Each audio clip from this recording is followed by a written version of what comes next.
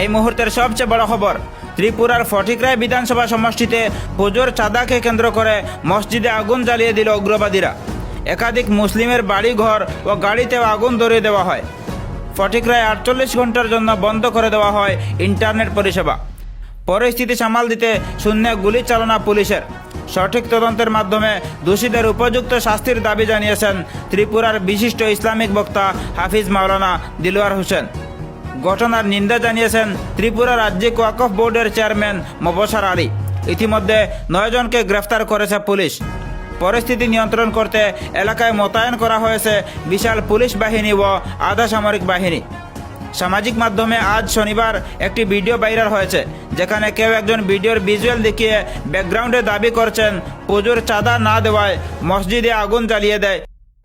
বেশ কয়েকটি ঘর বাড়ি ও একটি ট্রিপারও জ্বলতে দেখা যায় ভিডিওতে।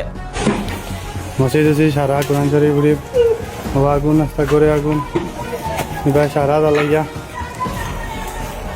ফরাজ উড়ালো বলতা মসজিদ ভাঙিয়ে শেষ ও কোরআন শরীফ সব জ্বালাইছে। ত্রিপুরার স্থানীয় নিউজ পোর্টাল সবুজ শক্তি প্রশাসনিক বরাত দিয়ে জানিয়েছে, পরিস্থিতি সামাল দিতে শূন্যে গুলি চালাতে হয়েছে পুলিশকে। পোর্টালটি জানাচ্ছে, পুজোর চাঁদা নিয়ে প্রথমে দুই পক্ষের মাঝে সংঘাত হয়, তারপর ভয়াবহ রূপ নেয় ঘটনাটি। বাধ্য হয়ে শূন্যে গুলি পর্যন্ত চালাতে হয়েছে পুলিশকে।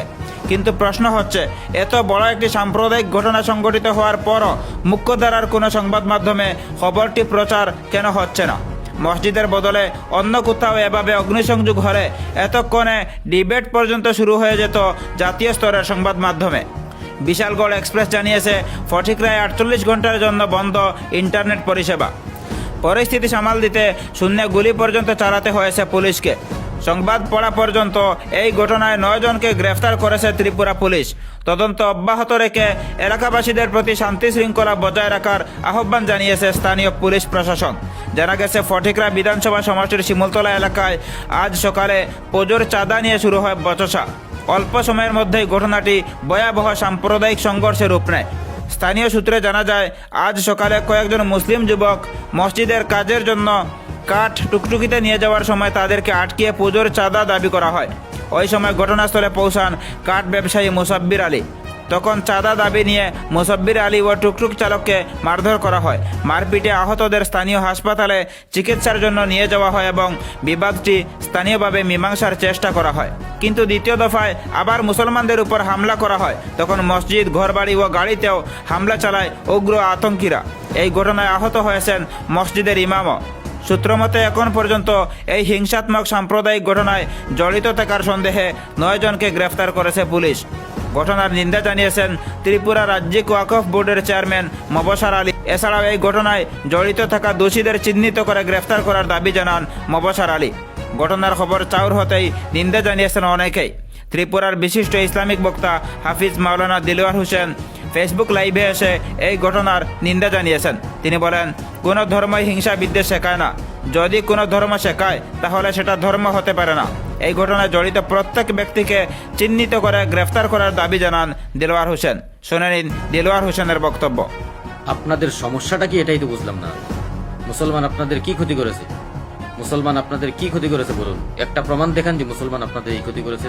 ভারতবর্ষের মুসলমানেরা, আপনারা বাংলাদেশের কোনো ইস্যু পেলেই এটা নিয়ে ত্রিপুরা রাজ্যের মুসলমান এবং ভারতবর্ষের মুসলমানদের উপর আক্রমণ করতে থাকেন।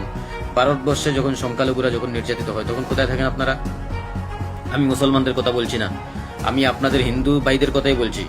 ভারতবর্ষে যখন কেরালার মধ্যে একজন নারায়ণ, একজন শ্রমিককে যখন পিটিয়ে হত্যা করা হলো মুসলমান সন্দেহে, বাংলাদেশি সন্দেহ, তখন আপনারা কোথায়?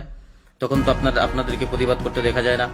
ভারতের অন্য একটা রাজ্যের মধ্যে যখন 11 জন হিন্দু, সনাতনী হিন্দু, তারা একটা ট্যাঙ্কির পানি খেয়ে, ময়লা মিশ্রিত একটা ট্যাঙ্কির পানি খেয়ে 11 জন হিন্দু মৃত্যুবরণ করেছে, তখন কই আপনাদের প্রতিবাদ তো দেখা যায় না। আমাদের ত্রিপুরা রাজ্যের এঞ্জেল চাকমাকে উত্তরাখণ্ডের দেরাদুনে ওইখানে তাকে চাকু দিয়ে কুপিয়ে হত্যা করা হলো, তখন আপনারা কোথায় ছিলেন? এই জন্য আমি প্রশাসনদের কাছে হাত জোর করে অনুরোধ করব, যত জায়গায় হিন্দু হোক, মুসলমান হোক, যেই হোক, যে কোনো মানুষ সাম্প্রদায়িক হিংসা ছড়ানোর চেষ্টা করলে বা কোনো ঘুষ করলে আপনারা অবশ্যই তাকে গ্রেফতার করবেন এবং সাধারণ মানুষদেরকে আপনারা প্রোটেকশন দিবেন, সাধারণ মানুষকে আপনারা নিরাপত্তার ব্যবস্থা করে দিবেন। এটা আপনাদের দায়িত্ব এবং কর্তব্য, আপনাদের দায়িত্ব এবং কর্তব্য। কারণ আপনারা যদি সাধারণ মানুষের পাশে না দাঁড়ান তাহলে কে দাঁড়াবে বলুন? কে সাধারণ মানুষের পাশে দাঁড়াবে? দেখুন, এখানে মন্ত্রী সুধাংশু দাস, আপনি তো অনেক বড় বড় কথা বলেন, অনেক বড় বড় কথা বলেন। আপনার এলাকার মধ্যে, আপনার এরিয়ার মধ্যে এই ঘটনা কিভাবে ঘটলো? হ্যাঁ, আপনারা বলেন কোনো মুসলমানদের দোকান থেকে কোনো কিছু কিনবেন না, মুসলমানদেরকে আতে মারবো না বাতে মারবো, এই করব সেই করব। তাহলে মুসলমানদের কাছ থেকে পূজার চান্দা নেওয়ার দরকার কি? মুসলমানদের কাছ থেকে পূজার চান্দা না নিলে পূজা হয় না? তারা তো দিবে না এরকম বলেনি, তারা তো দিয়েছে একবার, আবার আপনারা চাইতেছেন, জবরদস্তি করতেছেন, দেয়নি বলে তাদের বাড়িঘর ভাঙচুর করতেছেন, চালিয়ে দিয়েছেন। এই সম্পত্তিগুলো কি আপনাদের বাবায় দিয়েছিল জোগাড় করে? আমি কাউকে কটাক্ষ করার উদ্দেশ্য কাউকে আমি খারাপ উদ্দেশ্য কথাগুলো বলতেছি না, মনের মধ্যে খুব আঘাত লেগেছে এই জন্য কথাগুলো বলতেছি। অবশ্যই বাংলাদেশের দীপুচন্দ্র দাসের সঙ্গে যা হয়েছে এটা অবশ্যই গলত হয়েছে, খারাপ হয়েছে, আমরাও তার নিন্দা করতেছি, আমরাও তার প্রতিবাদ করতেছি।